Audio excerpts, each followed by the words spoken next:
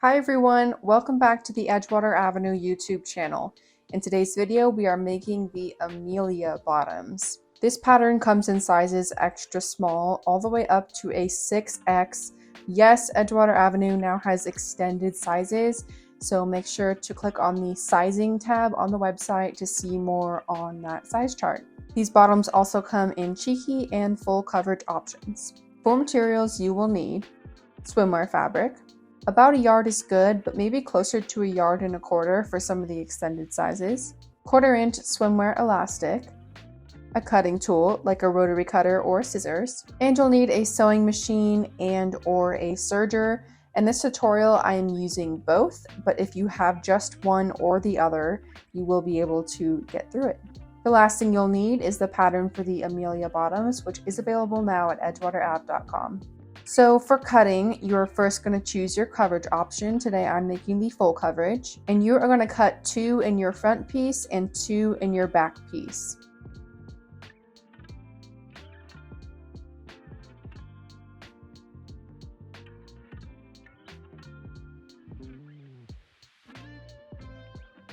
Then you're going to get out this tie piece that's part of the pattern, and you're going to cut 4 in this one, making sure to flip that pattern piece over or cut 2 layers at once to get either side of the band.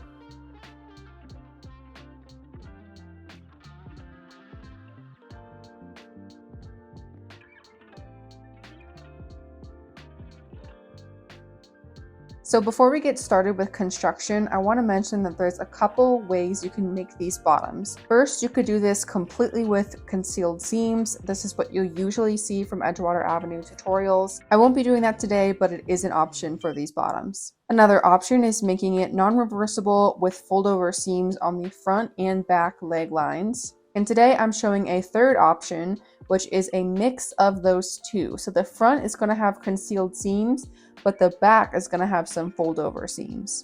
If you don't want to make them this way, the written directions will show you how to make these with completely concealed seams. So first, match your fronts with fronts, right sides together. Sew and attach elastic to the leg holes and waistline. You're also going to match the back with right sides together and sew and attach elastic just to the waistline, because remember here we're going to be doing fold over seams for our leg lines. Then match your tie pieces with right sides together and sew along every edge except for the larger side. No need to put elastic here, but you totally can if you want. Now before I switch over to my serger, I'm first going to do a basting stitch. A basting stitch is a long straight stitch, which is going to help you tack everything together before you go in with your final stitch and attaching elastic. I do this every single time I'm about to sew. It just helps me make sure everything is lined up before I go on and add the elastic. So then moving on to my serger, which if you don't have one, you can use a zigzag stitch on a regular sewing machine. Here I'm using a 4-thread overlock stitch with regular polyester thread. And as I'm attaching elastic, I'm using my elastic foot, which is not required, but it definitely is helpful to have. For this part, you do not want to stretch the elastic. You want it to go on completely even. If you need some help with elastic, there's a lot more than what I can say in this one video, so please go and check out my elastic playlist. It will give you the lowdown on everything from what type of elastic, what size of elastic, and just some general troubleshooting. Now that that's done, flip the front piece and the ties to the right side. Pin the ties so their open end matches up with the hip opening on the front piece.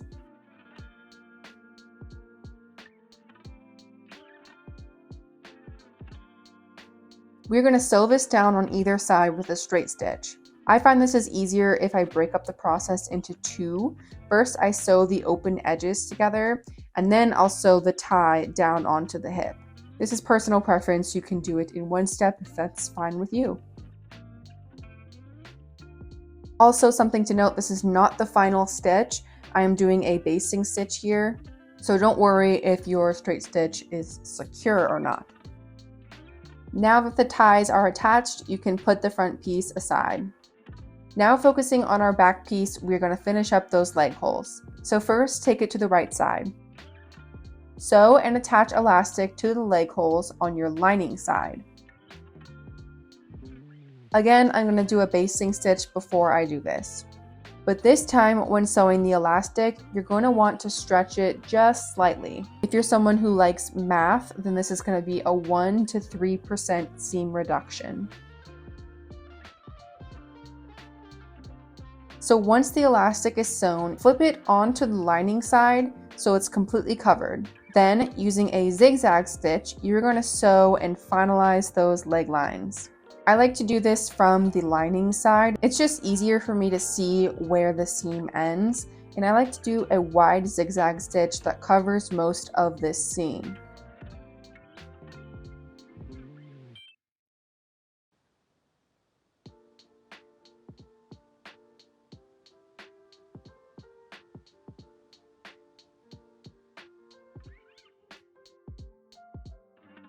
Now that the leg holes are done, you're going to take the back piece inside out. Insert the front piece inside, aligning it at the hips and the gusset. For the loose ends of the ties, you'll just want to kind of keep those out of the way for now.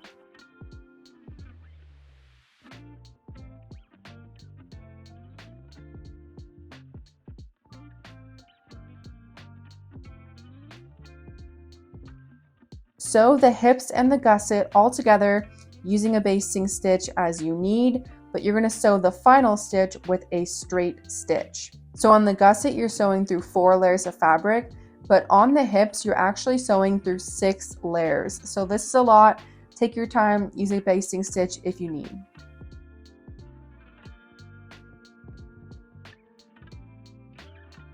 Once you're done, you can trim the excess.